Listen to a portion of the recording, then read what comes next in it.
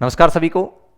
जैसा कि आज हमारे प्रयास का जो राज्य स्तरीय एग्जाम हुआ उसकी L2 की जो आपके समसामयिक की विषय के आंसर की है उसको लेकर मैं आपके सामने उपस्थित हुआ हूं। तो चलिएगा बिना देरी करते हुए आज की समसामयिक की पर चर्चा करते हैं जो आपके पेपर राज्य स्तरीय एग्जाम में पूछी गई। पहले प्रश्न से ही चर्चा करते हैं। पहला प्रश्न है कि सरिता मोर का संबंध किस खेल से है। तो देखिएगा इसका 4 ऑप्शन दे रखे हैं, कुश्ती, हॉकी, वॉलीबॉल, बास्केटबॉल। तो सरिता मोर किस खेल से है तो ये आपके कुश्ती से हो जाएगी। 1 नंबर आंसर इसका सही हो जाएगा। दूसरे प्रश्न की बात करें तो दूसरा प्रश्न है आपके प्रो कबड्डी के बारे में।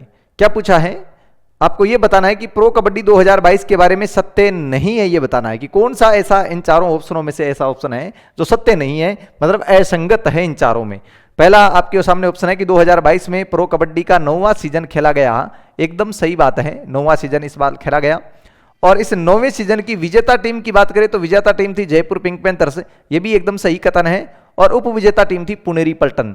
अब आपके रॉन्ग आंसर होगा वो चौथा हो जाएगा।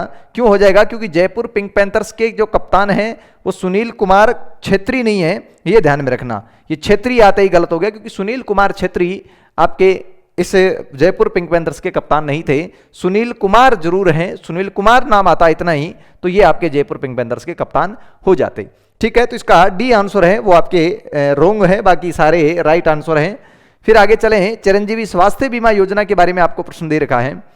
देखो, चिरंजीवी स्वास्थ्य बीमा योजना के बारे में बात करें तो चिरंजीवी स्वास्थ्य बीमा योजना की शुरुआत 1 मई 2021 को बता रखी है। पहले तो ये देखिएगा प्रश्न सही है, सही बताना है कि इसमें आंसर गलत बताना है। तो इसमें आपको असत्य बताना है ना, असत्य छांट करना है। मतलब 4 जो ऑप्शन है उनमें से 1 असत्य, 3 सत्य हैं। तो पहला एकदम सही है, शुरुआत 1 मई 2021 को होती है। दूसरा है चिकित्सा स्वास्थ्य एवं परिवार कल्याण विभाग द्वारा इसका संचालन किया जा रहा है, ये भी एकदम सही है। तीसरे हैं सामाजिक आर्थिक जनगणना 2014 के पात्र राजस्थान के निवासी को बिना देय राशि इसमें शामिल किया गया है। यहां 14 नहीं आएगा, यहां 2011 आएगा। 2011 की जो आर्थिक सामाजिक जनगणना हुई थी उसमें जो पात्र राजस्थान के निवासी है उनको बिना देय राशि के इसमें शामिल किया गया है। तो इसका रॉन्ग आंसर हो जाएगा सी। और डी आंसर इसका क्या बता रखा है? डी आंसर ये है कि प्रीमियम राशि 850 रुपए का भुगतान किए बिना भी इसमें भुगतान करके भी इसमें शामिल हो सकते हैं। तो इसका मतलब डी भी इसका सही आंसर था। इसका जो रॉन्ग आंसर है वो सी है, ये बात आप ध्यान में रखिएगा। फिर आगे चौथे प्रश्न पर चर्चा करें तो चौथा प्रश्न आपके नई आबकारी नीति के बारे में है। प्रश्न यह है कि नई आबकारी नीति की घोषणा कब की गई। तो देखो, नई आबकारी नीति की बात करें तो इसकी घोषणा होती है 5 फरवरी 2022 को। नीति का प्रश्न आपके जरूर आएगा, एक प्रश्न जरूर ध्यान में रखिएगा नीतियों का, चाहे वन नीति आए, चाहे खनिज नीति आए, चाहे आपके आबकारी नीति आए, अच्छा ये हस्तशिल्प नीति आए हैं, ये प्रमुख नीतियां हैं, इनमें से एक नीति जरूर पूछी जाएगी, तो ध्यान में रखिएगा। 5वें प्रश्न पर डिस्कस करें तो 5वां प्रश्न है महात्मा गांधी रोजगार गारंटी योजना में से कौन सा कथन सही नहीं है, ये आपको बताना है। सही कथन कौन सा नहीं है। 4 ऑप्शन आपके सामने दे रखे हैं, आपको इनमें रॉन्ग आंसर बताना है।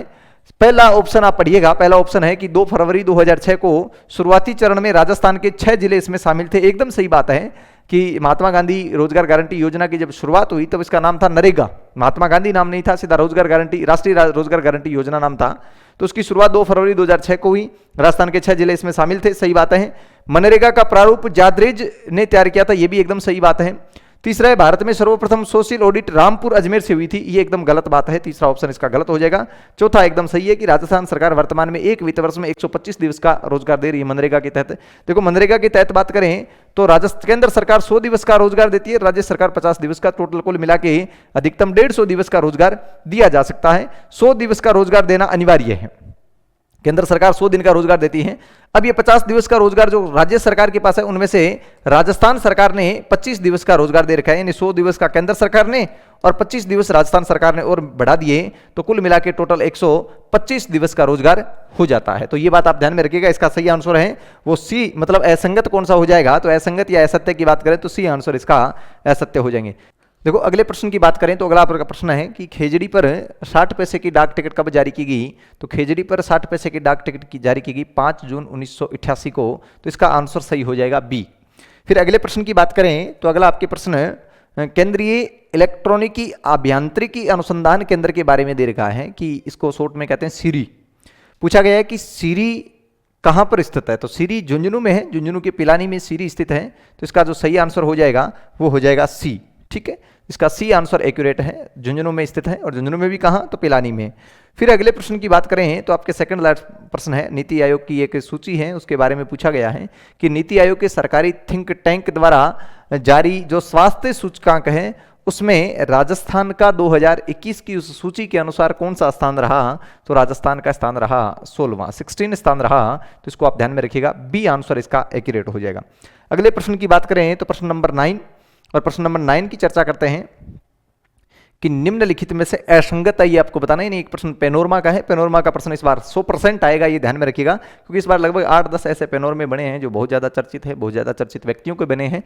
तो सबसे पहला है अमरा भगत का पेनोरमा। अमरा भगत के पेनोरमे की बात करें तो अमरा भगत का पेनोरमा दौलतपुरा, और दौलतपुरा कहाँ है, चित्तौड़गढ़ में है, दौलतपुरा चित्तौड़गढ़ में बना है, बनना प्रस्तावित है, तो ये आपके एक नंबर तो एकदम सही है। दूसरा पन्ना धाय, पन्ना धाय का पेनोरमा पांडोली में बना प्रस्तावित है, और पांडोली कहाँ है, ये भी चित्तौड़गढ़ में ही है। तीसरा है दुर्गादास राठौड़ का पेनोरमा, तो दुर्गादास राठौड़ का पेनोरमा सालवा कल्ला जोधपुर में बनाया जा रहा है, इसे आप ध्यान में रखिएगा, ये भी राजस्थान सरकार ने इस साल ही प्रस्तावित किया है।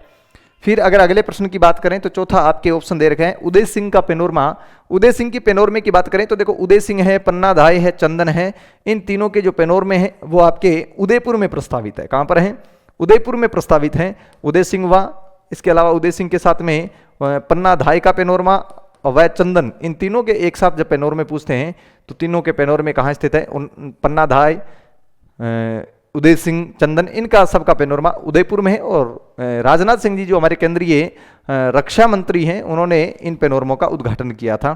तो ये सारी बातें आपको जो आपके L2 का जो पेपर हुआ उसमें सारी जो समसामयिक विषय से संबंधित जो बातें थी वो हमने डिस्कस किया, तो अपने अच्छी तरीके से समझे भी होंगे, पेपर में भी किए होंगे। ओके।